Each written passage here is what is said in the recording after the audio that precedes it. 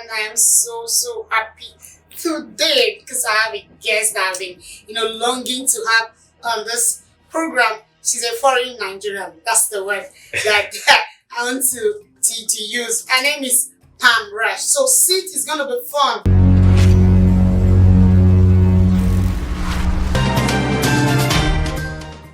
Pam Russ is from the United States and she is a prolific writer with a formal education in economics and finance. She also earned other advanced university degrees in the United States.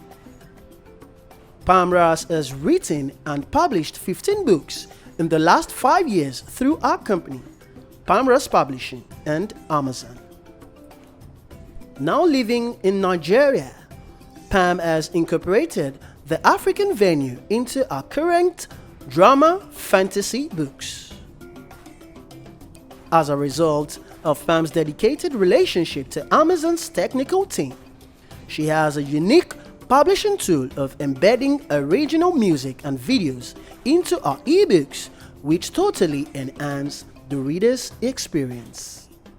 Using this tool, Pam Russ is currently writing the first ever premier drama fantasy book from Nigeria with the original Nigerian beats by an ace producer popularly known as Katana.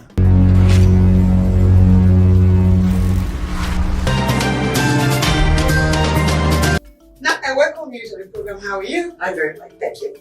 I'm so happy having you today on this special program. Now let's talk about how do you view Africa? Nigeria to be precise. Nigeria, precise, is very different. People ask me, so how do you like it so far? My whole thing is, well, it's easy to write comedy about how's that, because everything is different. Little things like, when do they take the light? When will we have the light? Should there be light today? Let's see here. In fact, my friend Vitex and I have this big joke about when we wonder if the light's coming back, we pray to Saint Nepa, because that's our electric. Like, please bring the light, bring the light. And then of course you've got silly little things like the cost of petrol and to do things, and you have to fill up your generator, and you have to figure out whether your generator is going to work, and little things like your generator will die when water gets in it from the rain incessantly. So how do I like it? I love it. I do. I really do. I think Nigeria is very different. It's warm. It's friendly. Compared to things that are going on in the United States right now, I find Nigeria to be a very comforting place, a good place to be, and a safe place, because I see more people wearing masks, hand sanitizers, doing the social distancing, and doing the right things. Maybe they don't have leadership like the president, I won't go into that, but neither does America. You got Trump, who says silly things all the time. Okay. Now, how do you view the African terrain? And coming to Nigeria, you have actually looked around other African countries and so many things that have been happening. Now, in Nigeria, there's this special thing that makes people want to come to Nigeria. Is that one of the reasons why you choose to come to Nigeria? There were different things. I fell in love.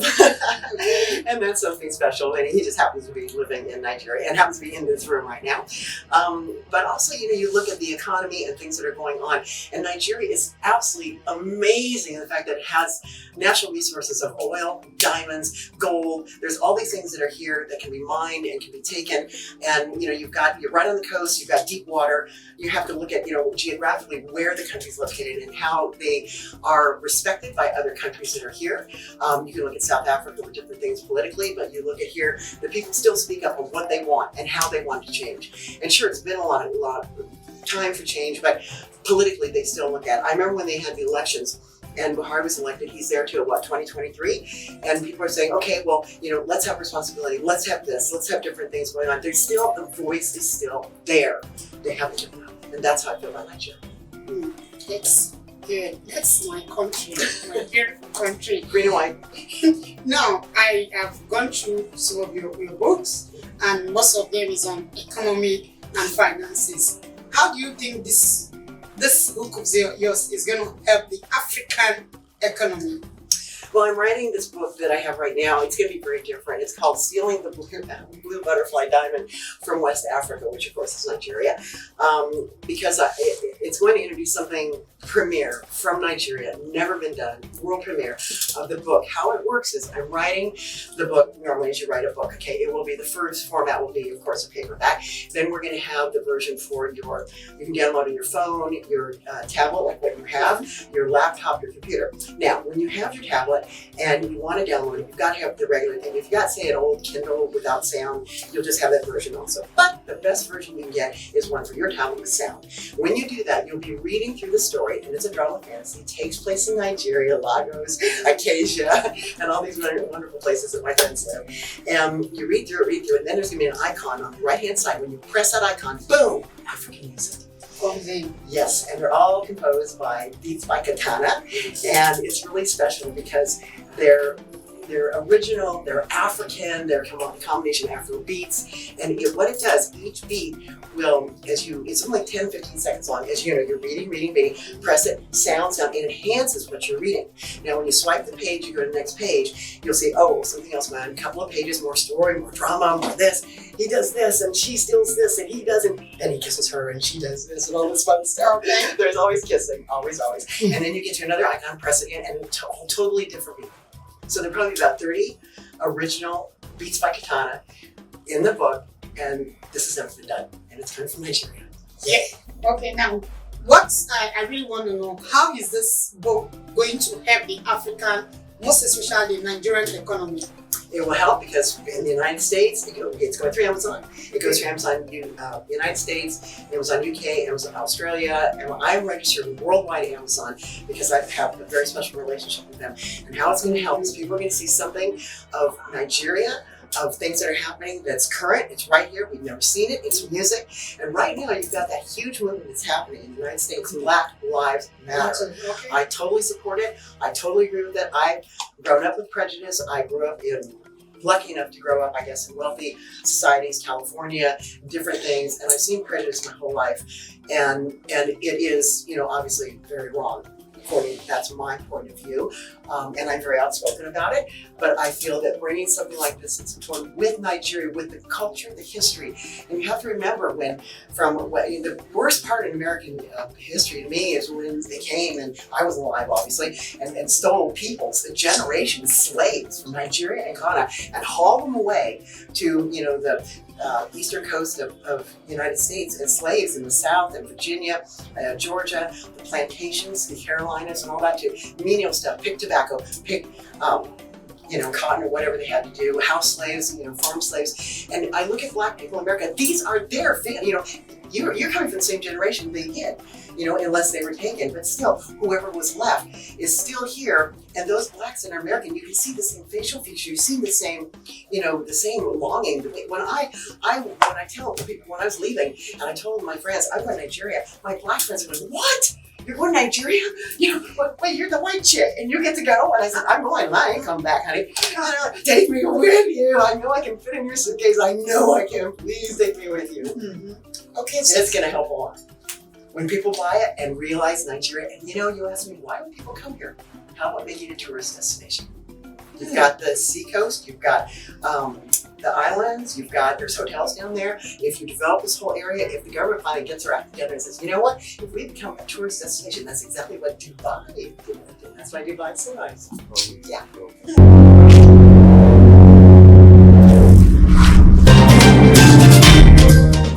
Our politicians and our leaders out there will be watching this program in the next few days. They will listen to what you said about turning Nigeria into a tourism, and they will do something about, most especially our Minister for Tourism and Culture. So, Lai Mohammed, now you're going to talk to. Perfect. I'm available 24/7. So let's see what we can do. Absolutely. Now, in 15, you've written 15 books in just 5 years in a quick season. How do you just take your time? 15 books? 15! I know, That's it's scary. It's scary. That's really huge. The most common comment that I get from other authors is, what do you do when you're stuck with writer's block? You're looking at that blank screen on your laptop and it's staring back. There's nothing back. There's nothing there. There's nothing in back of that. Nothing's going to come forward. You have no commercials. It's staring at you.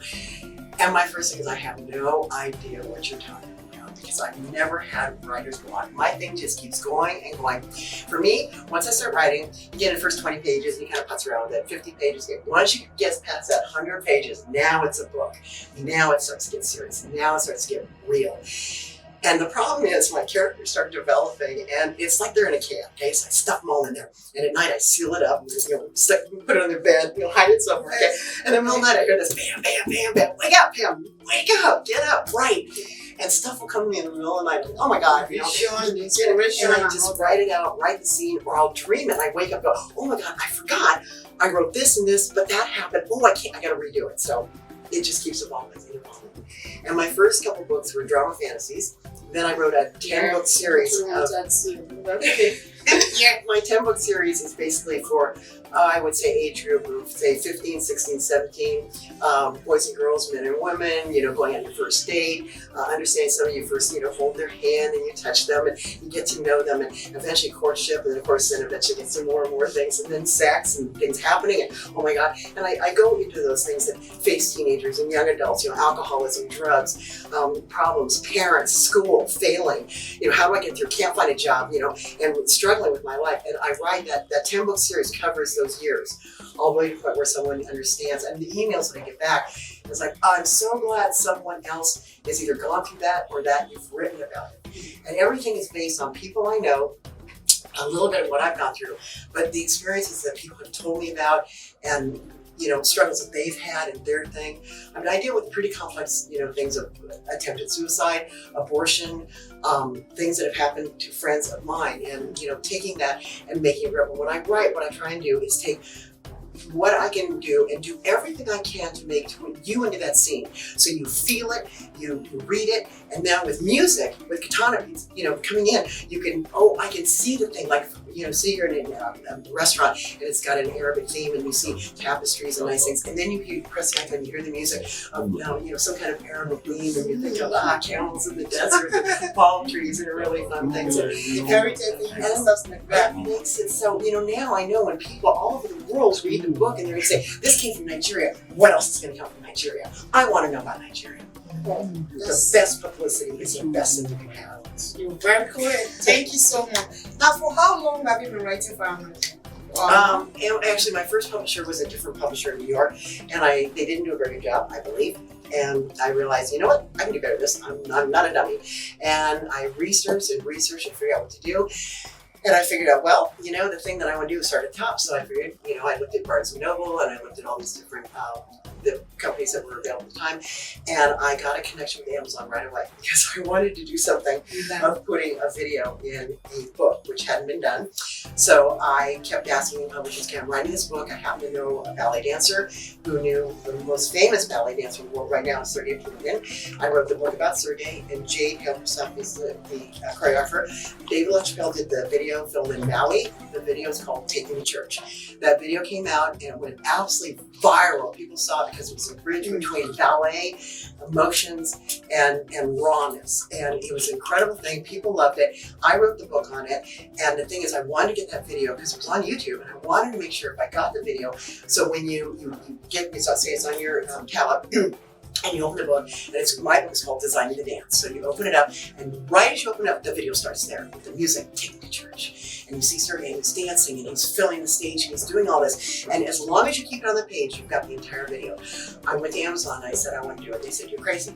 I said, so what? I talked to Jeff Bezos, and he said, you can't do it. And I said, okay, I negotiate with Sony International, and if I get that, I want that video. It's mine. So if anybody sees it, it's not monetized. You have to wait through the commercial. And I said, you can't do it. And my response was, bite me. I can do it.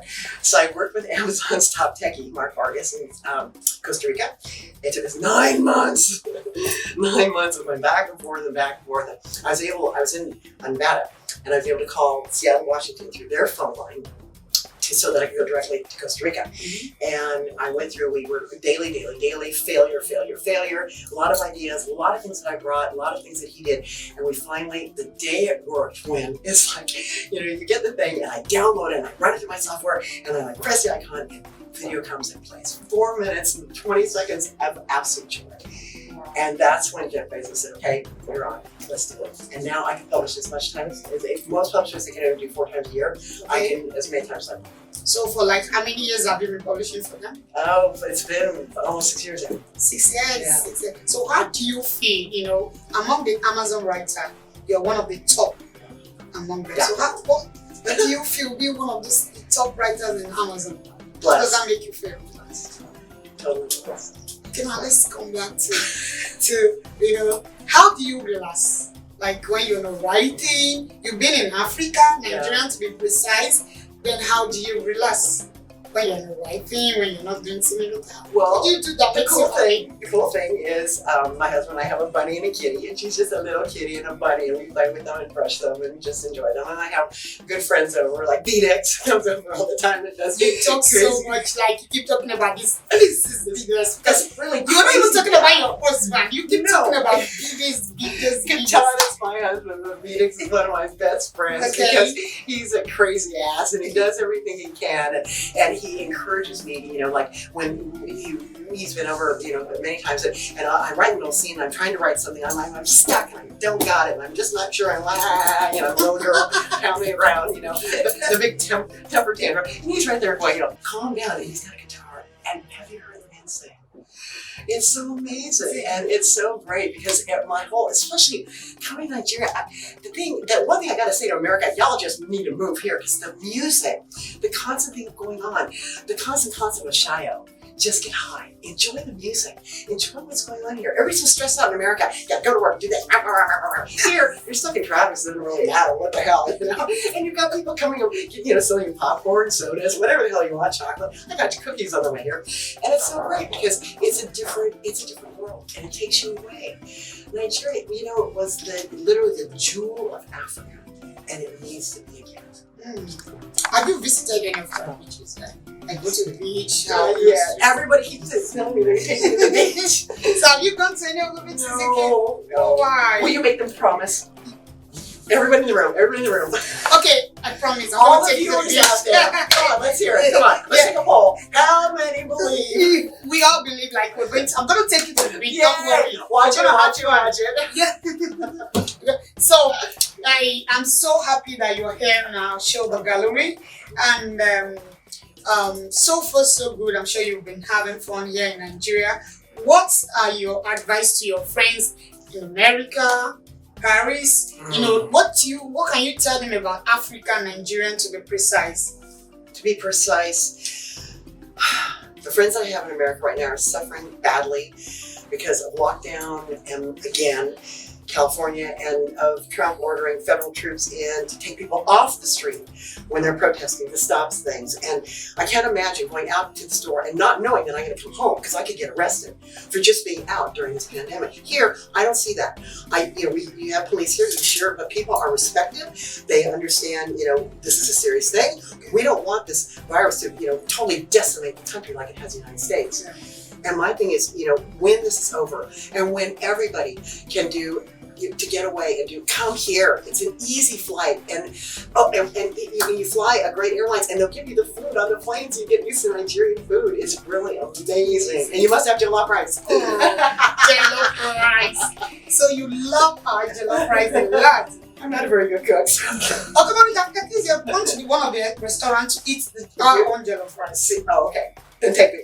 Like being angry with your husband. I should have taken you out to eat our jollof rice, or you could even ask anyone to man. Our jollof rice is something that you can't find Anywhere. No, it's only here.